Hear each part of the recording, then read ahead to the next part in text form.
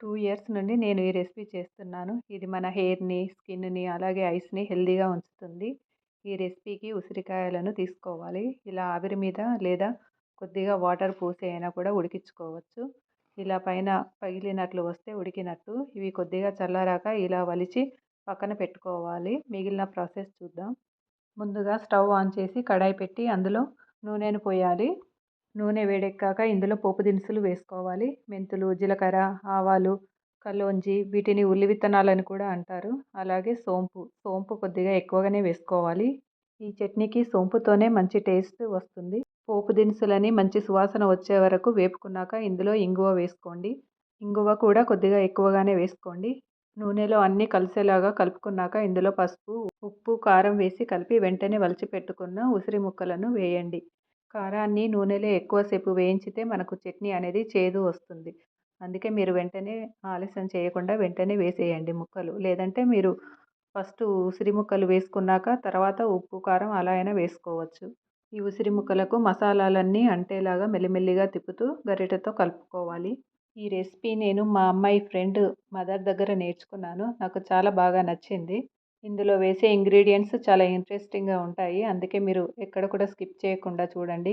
ఉసిరికాయల్ని అంతా కలిసేలాగా మిక్స్ చేసుకున్నాక ఇప్పుడు ఇందులో బెల్లం వేసుకోవాలి. ఈ బెల్లమే ఈ చట్నీకి హైలైట్. అలాగే ఇదే ఇంట్రెస్టింగ్ ఇంగ్రీడియెంట్. బెల్లం వేశాక అంతా కలిసేలాగా మంచిగా మిక్స్ చేసుకున్నాక మూత పెట్టేసి కొద్దిసేపు ఉడికించుకోవాలి బెల్లం కరిగే వరకి. మధ్య మధ్యలో మూత తీస్తూ బెల్లం అంతా ముక్కలకు పట్టేలాగా కలుపుతూ మళ్ళీ మూత పెట్టండి. ఈ ప్రాసెస్ అంతా బెల్లం అంతా కరిగి మనకి చేతితో తాకితే కొద్దిగా జిగురులాగా అంటేలాగా అంతవరకు మనం ఈ ప్రాసెస్ చేస్తూ ఉండాలి. ఉసిరికాయల్ని మనము కొద్దిగా వగరు అలాగే పీచు తక్కువ ఉన్న ఉసిరికాయలను కొని తెచ్చుకోండి. 2 ఎక్కువగా ఉన్న పిల్లలు తినలేరు. గ్లాస్ లిడ్‌లో నుంచి ఆవిరి బయటికి పోతుందని క్లోజ్డ్‌గా ఉన్న ఇలా స్టీల్ మూతను పెట్టేశాను. ఇక్కడ నేను బెల్లం తక్కువగా వేశాను. నాకు తీపి తక్కువగా అనిపించింది. నేను మళ్ళీ తర్వాత వేడి చేసి మళ్ళీ బెల్లం వేశాను. తింటుంటే కొద్దిగా తియ్యగా, కారంగా ఉండే ఉసిరి చట్నీని మీరు తప్పకుండా ట్రై చేసి నాకు ఎలా వచ్చిందో కామెంట్ బాక్స్‌లో కామెంట్ చేయండి. ఈ చట్నీ మనకు 6 మంత్స్ వరకు కూడా నిల్వ ఉంటుంది.